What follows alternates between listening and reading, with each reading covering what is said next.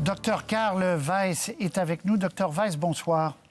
Bonsoir, Patrice. Vous avez donc vu ces dates depuis hier. Bon, les écoles d'abord hier, aujourd'hui, les commerces, les manufactures, les industries, la construction qui vont tous repartir au mois de mai.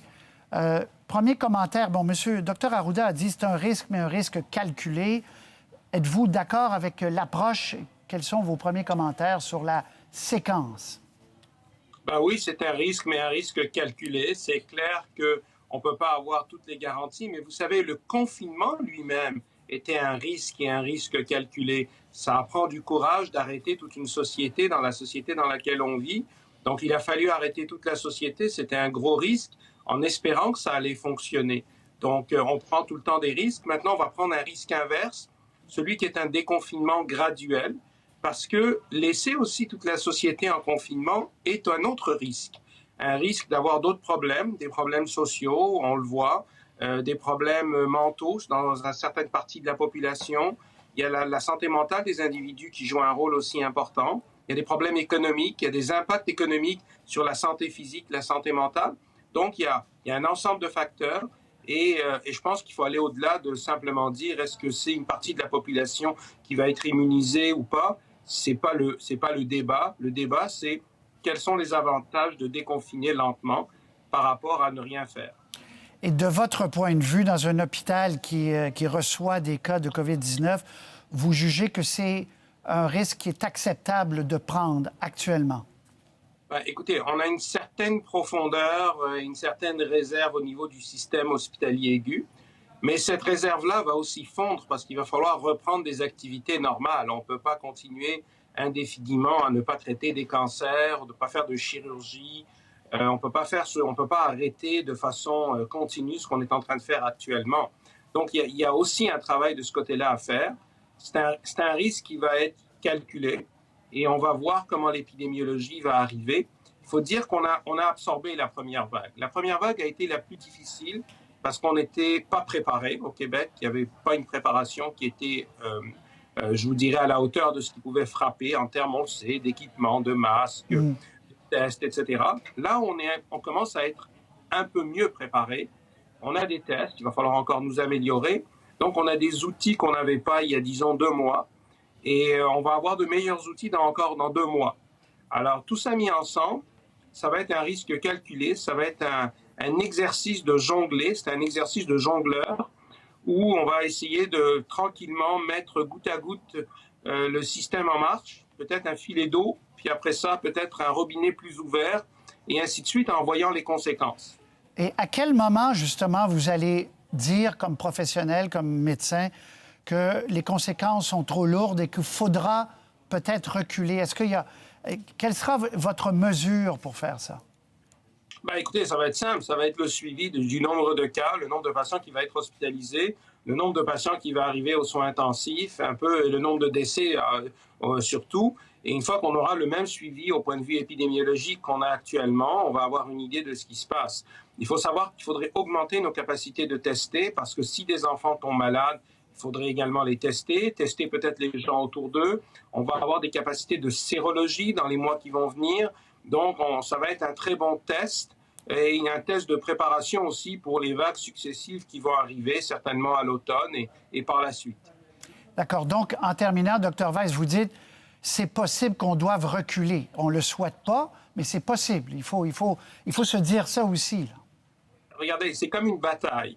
L'objectif, c'est que vous gagnez la bataille. Si à un moment donné, il faut laisser un peu de terrain à l'adversaire et puis le reprendre par la suite, alors il faudra faire ce genre de choses-là.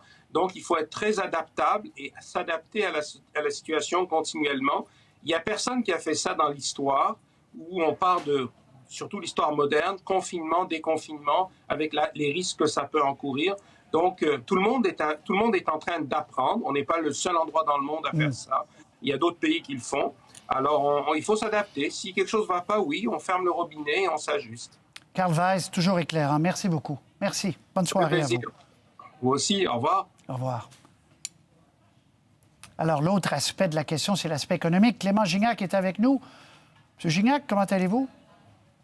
Bonsoir, Patrice. Ça va bien? Bonsoir. Alors, merci. D'un point de vue d'un économiste, Ce qu'on a annoncé aujourd'hui pour vous, c'est ce qu'il fallait faire, c'est à un bon rythme. Comment vous voyez les choses? Oui, je suis impressionné, Patrice, parce qu'on voit clairement là, que le ministre Fitzgibbon et ses collègues ils ont fait leur devoir. Il semble s'être inspiré des meilleures pratiques qu'on observe actuellement dans les pays en Asie et en Europe. Donc, on parle d'une reprise graduelle et même par région, par secteur, par phase, et qui pourrait même être reversible, comme expliqué le Dr Weiss, mais aussi avec la préoccupation au niveau sanitaire. Parce qu'il y aura un exercice de pédagogie que le ministre Fitzgibbon devra faire et tous les employeurs du Québec là, devront le faire. Expliquer à leurs travailleurs quelles sont les conditions sanitaires qu'on va mettre en place pour que votre vie ne soit pas en danger ou du moins que vous ne ramenez pas le COVID-19 à la maison. Donc, les mesures de précaution et toutes les mesures sanitaires. Et là, le fait que la CNESST a dévoilé ou se point de dévoiler le guide, expliquer aux employeurs ça sera quoi les mesures, on voit que ça a été planifié et réfléchi, cette relance-là. Là.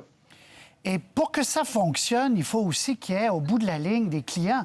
Il faut qu'il y ait des gens, soit dans les commerces qui s'y rendent, soit des commandes pour les manufactures. Donc, il faut que la roue reparte à tous les points de vue.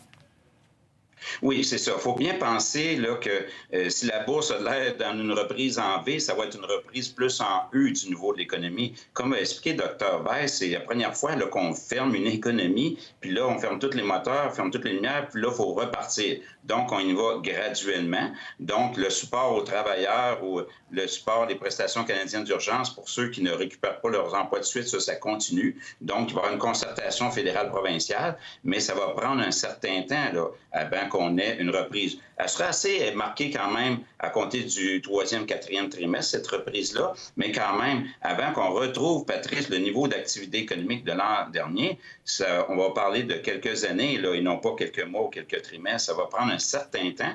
Pourquoi? Premièrement, il faut retrouver le vaccin. Deuxièmement, les ménages ont tendance à être plus prudents. Si on regarde dans l'histoire, il y a déjà eu des pandémies et là, les ménages sont plus prudents. Les entreprises également sont plus prudentes dans leurs investissements. Mais il y aura une reprise quand même importante de l'économie, mais il se pourrait que malheureusement, que ce ne soit pas tout le monde qui retrouve son emploi précédent. Le coût sur l'emploi, justement, le coût économique de cette crise énorme, comment vous le mesurez, vous, au cours de la prochaine année, de l'autre année d'après même? Bien, ça dépend comment on l'évalue. Le point le suivant, on a des raisons sanitaires, on devait faire cela. Il fallait que le gouvernement prenne le relais au niveau des travailleurs, supporter les travailleurs, les entreprises. Donc, on parle de l'augmentation du déficit budgétaire. Oui, c'est une augmentation très significative. Par contre, les taux d'intérêt sont pratiquement près de zéro. Et c'est le coût, c'est ce qu'on doit faire pour éviter une dépression économique comme dans les années 30, ou que là, tous les licenciements temporaires deviennent des licenciements permanents. Donc, on n'a pas le choix, ça va prendre un certain temps, mais le fait qu'on va garder les taux d'intérêt très, très faibles, le fait que beaucoup de mesures qui ont été annoncées, Patrice, sont de nature temporaire, va faire en sorte qu'on va avoir quand même une réduction assez appréciable du déficit budgétaire. Mais avant qu'on voit des budgets équilibrés à Québec, à Ottawa, là, ça va prendre pas mal d'années avant qu'on voit ça. Puis ce ne serait pas ce que je lui recommanderais non plus de faire, de balancer le budget dans les 3-4 prochaines années. Mais d'un point de vue des gens, là, des travailleurs, là, des gens qui vont perdre, qui ont déjà perdu leur emploi, qui maintenant ont des prestations d'urgence, mais ça ne durera pas la vie, les prestations d'urgence. Avant que le taux de chômage ressemble à celui qu'on avait avant, ça va prendre du temps, c'est ce que vous dites quand même. Oui, c'est ça. Malheureusement, ça se pourrait que ça prenne 3 ou 4 ans avant de revenir au taux d'emploi qu'on avait l'an passé. C'était du plein emploi le plus élevé jamais vu en 30 ans. Donc, un certain temps. Pourquoi? Parce que les ménages ont tendance à être plus prudents quand on arrive ça. Déjà, on a un endettement élevé. Mais pour la majorité des gens qui nous regardent ce soir, ils vont retrouver leur emploi, mais il se pourrait que ça prenne un peu plus de temps. Et dans certains secteurs, surtout le côté touriste, tant qu'on n'a pas un vaccin, ça va prendre un peu plus de temps. Par contre, il y a d'autres secteurs, c'est le boom, là. Pharmaceutique, le secteur technologie, le secteur alimentaire, on retrouve un niveau d'activité économique qui va excéder celui de l'an passé. Donc, certains secteurs, ça va être gagnant, d'autres secteurs, ça sera plus difficile. Clément Gignac, économiste, merci beaucoup. Au plaisir, Patrice. À la prochaine, au revoir.